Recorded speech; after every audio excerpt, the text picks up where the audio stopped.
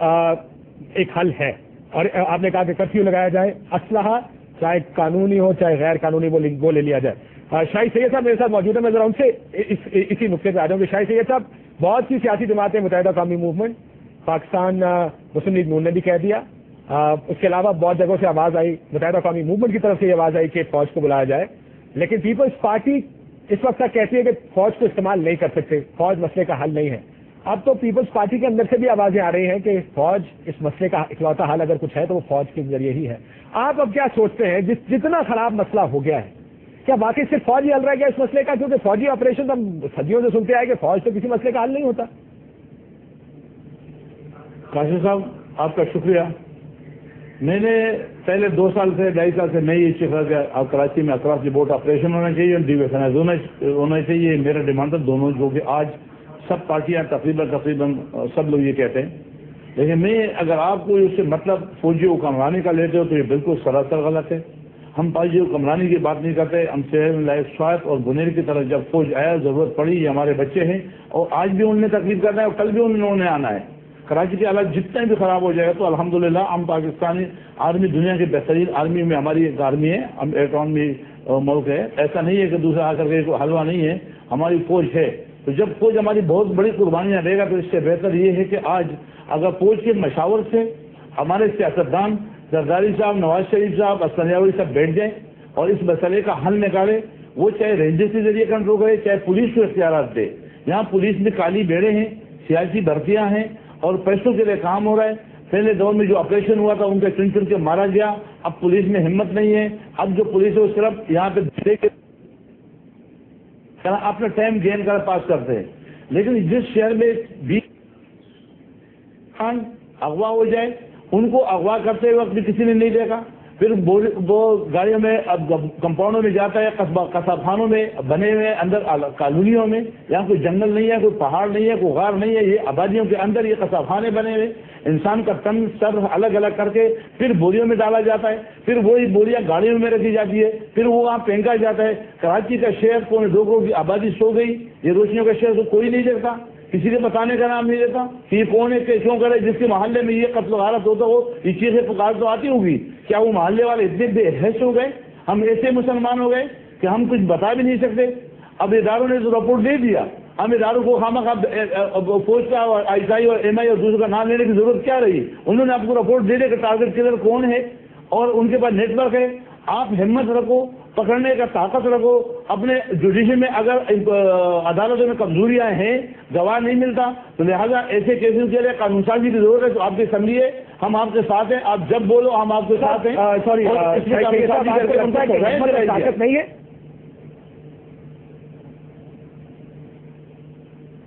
ہمت اور طاقت نہیں ہے ریاست میں۔ میں تو میرے سمجھ میں یہ کہ اگر آپریشن کے لیے طاقت ہوتا تو یہ آپریشن ہونا چاہیے۔ میں بار بار کہتا ہوں کہ مصلحت میں اور بے غیرتی میں معمولی فرق ہے۔ وہ مت جو وزارتوں پہ جو پیسوں پہ پوسٹنگ ٹرانسفر بھلے کرو، مجھے کوئی اعتراض نہیں ہے، لیکن خدا نہ جب ایک انسان کی قتل کی اگر کوئی مصلحت کرے گا تو اس سے زیادہ ظالم کوئی نہیں ہے، جس کو پتہ ہے کہ یہ بندہ قاتل ہے، اس نے قتل کیا اور قتل کرتے رہے گا، اور پھر بھی میں مصلحت کروں گا تو مجھ سے زیادہ ظالم اور دنیا میں ہو ہی نہیں سکتا۔ میرا یہی ڈیمانڈ ہے۔ مجھے یہ بتائیے گا شاہد سید صاحب، بہت سے لوگ جو ہم آپ کے کراچی سے باہر بیٹھے ہیں، میرا سوال سن لیجیے گا، ہم لوگوں کو تو یہ بھی سننے کو ملتا ہے کہ اگر آپ مہاجر علاقے میں نہیں جا سکتے، آپ ایم کیو ایم کے علاقے میں نہیں جا سکتے، آپ پشتون علاقے میں بھی نہیں جا سکتے، آپ سندھیوں کے علاقے میں بھی نہیں جا سکتے، اگر حالات خراب ہوتے ہیں، اگر ڈیڈ باڈیز گرتی ہیں، لاشیں گرتی ہیں تو ہر ایک کے علاقے میں گرتی ہیں۔ کاشف یہ کیوں ہوا؟ یہ ہوا اس لیے کہ پچھلے 10 12 15 سالوں میں مشرف کے پورا دور میں یا اس سے پہلے کچھ علاقوں کو گیٹ لگ گئے، الٹیاں بند ہو گئی، پختونوں کو چن چن کے مارا۔ جب میں نے بولا تو مجھے بولا تم تعصب پھیلاتے ہو، تم لسانیت کرتے ہو، تم غلط کرتے ہو، تم پختونوں کا لیڈر کیوں بنتے ہو، تم پاکستانی بولو۔ آج وہ لوگ خود بولتے ہیں کہ اردو والے کو چن چن کے مار رہا ہے۔ 4 سے پہلے جو بلوچوں کو چن چن کے مارا تو کیا بلوچ نہیں بولے؟ سر تو آپ یہ کہہ رہے ہیں آج وہ لفظ جس لفظ میں مجھے ان لوگوں نے بولا کہ آپ غلط کر رہے ہو، آپ تعصب پہ آپ پاکستانی بولو، تو جب تم نے مارا مجھے پختون سمجھ کے، پشتو بولنے کی زبان کی وجہ پہ لوگ مارے جاتے ہیں یہاں پہ، اور آپ اس پہ ایکشن نہیں لو گے، آپ خاموش رہو گے، تو وہ بربریت اور جو لوگ زیادہ ظالم زیادہ قتلے کرے اور زیادہ ہڑتالیں کرے ان کو تم گورنرشپ وزارت دے دو گے تو پھر تو ہر آدمی وہی بنے گا نا کہ میں بھی بڑے قتلے کروں میں بھی بڑے وزارت مل جائے گا. آپ کا پیمانہ کیا ہے روز چلانے کا؟ تو آپ کا انصاف کیا ہے؟ آپ کس کو کریڈٹ دیتے ہو؟ آپ اچھا کس کو کہتے ہو؟ جو زیادہ قتل کرے اس کو اچھا کہتے ہو تو ہر آدمی اچھا بنے گا. بالکل ٹھیک. تو جو زیادہ قاتل کو سزا دو گے. میرا ایک سوال ابھی آپ کے پاس ہوگا جو میں آپ کے پاس لے کر آتا ہوں. شاید سے میں آتا ہوں آپ کے پاس یہ سوال لے کر.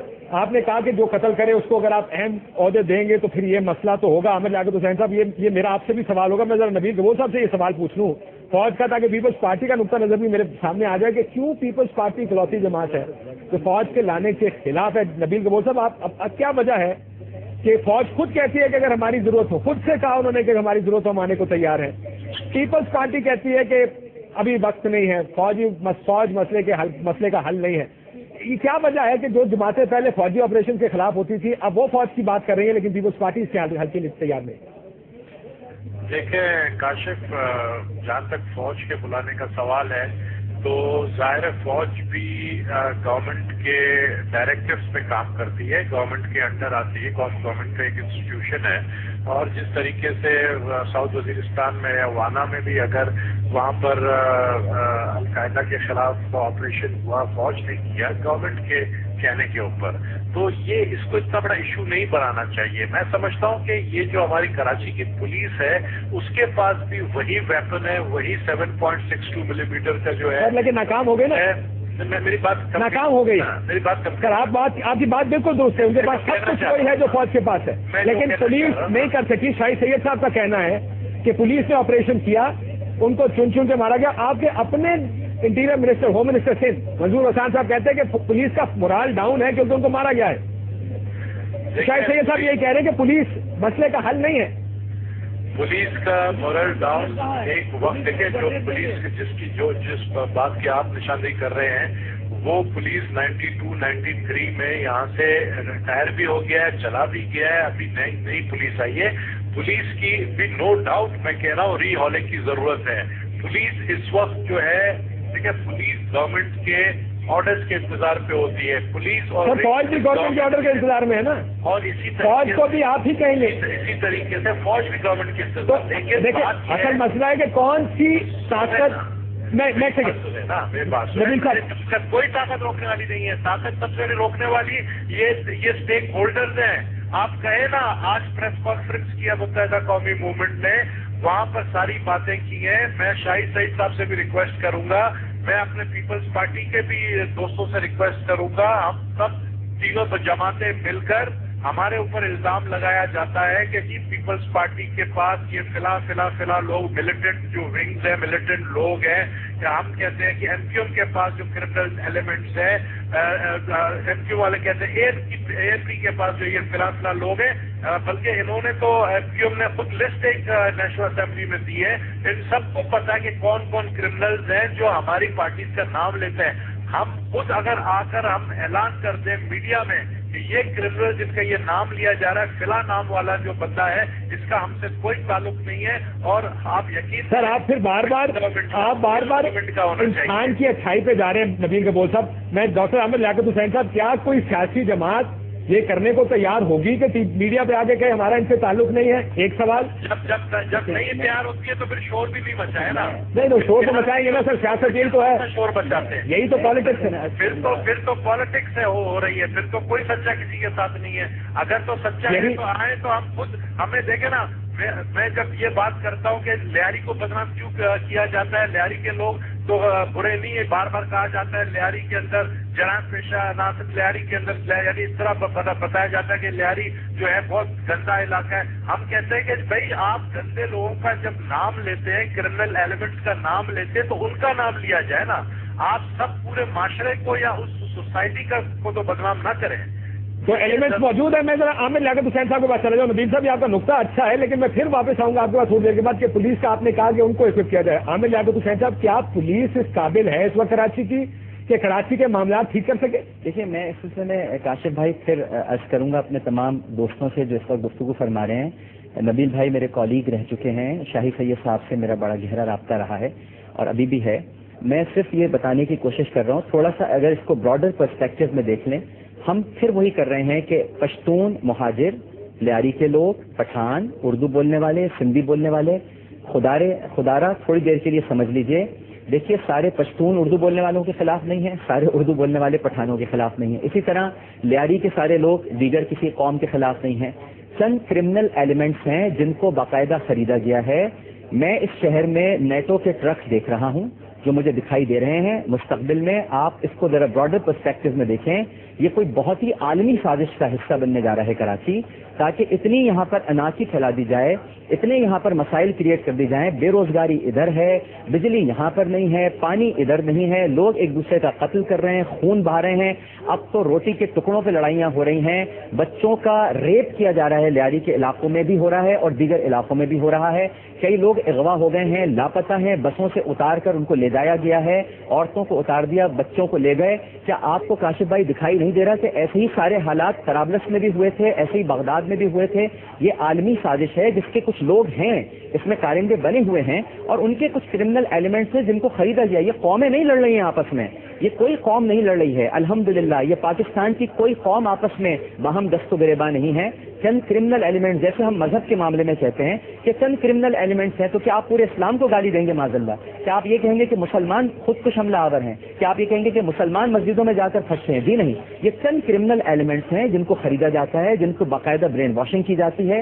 بالکل اسی طرح کچھ کرمنل ایلیمنٹس ہیں جن کو خرید لیا گیا ہے، وہ اس شہر کے اندر ایک اناکی پھیلا رہے ہیں، اور آپ دیکھیے گا کچھ عرصے بعد یہاں اقوام متحدہ کے آپ کو ٹینکس نظر آئیں گے، پھر کچھ اور بات ہونے لگے گی کہ یہاں پر، اب میں اس لیے تو کہہ رہا ہوں کہ پہلے ہماری فوج آ جائے تو بہتر ہے، بجائے اس کے کہ کوئی اور فوج یہاں پر اترے۔ جی نبیل صاحب، میں آپ کے پاس صرف آخری بات آپ سے کروں جی گا، جی کیونکہ آپ کو پتہ ہے میں میٹنگ میں جا رہا ہوں۔ جی جی جی نبیل کبول صاحب، آپ آخری بات کر لیں۔ وہ کہہ رہے ہیں کہ یہ ایک سازش کا حصہ ہے۔ پولیس کا جواب میں ڈاکٹر صاحب آپ کے پاس واپس آتا ہوں کہ کیا پولیس اکوپڈ ہے یا نہیں ہے۔ میں آپ سے پوچھنا چاہ رہا ہوں نبیل صاحب، اگر مالاکنڈ میں مسئلہ حل نہیں ہوتا فوج جا سکتی ہے، بلوچستان میں مسئلہ حل نہیں ہوتا فوج جا سکتی ہے، کئی دفعہ تنقید ہوتی ہے کہ فوج کو وہاں پہ نہیں ہونا چاہیے، یہاں پر تو حالات اس قسم کے ہیں کہ جہاں پہ فوج کو انوائٹ کیا جا رہا ہے، تمام سیاسی جماعتیں انوائٹ کر رہی ہیں، کیوں نہیں جا سکتی ہے فوج؟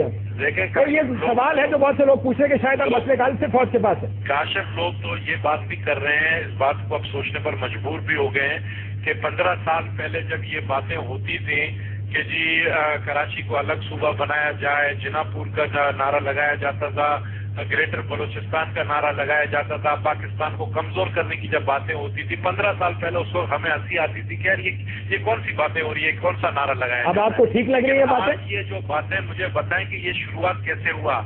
17 اگست کو 5 بلوچ نوجوان جو ہیں لیاری سے وہ گئے صدر اور طارق روڈ کے علاقے میں شاپنگ کرنے، ان کا کوئی قصور نہ وہ کرمنلز تھے نہ وہ بدماش تھے، وہ بیچارے ینگ بلوچ وہاں گئے اور ان کو مار کر ان کو جو ہے ٹارچر کر کے بوری میں لاشیں بند کر کے لیاری بھیجا گیا تاکہ وہاں سے ایک ریئیکشن ہو اور ایک آگ لگ جائے، اور اس کے پھر دوسرے دن بعد پوری کراچی میں یہ آگ پھیل گیا۔ وہ اس عناصر کو ہم نے ڈھونڈ کے نکالنا ہے اور ہم نے ہماری گورنمنٹ نے ڈھونڈ نکالا بھی ہے کہ اس میں وہ کون تھے جنہوں نے ان 5 بلوچوں کو مارا تاکہ کراچی میں آگ۔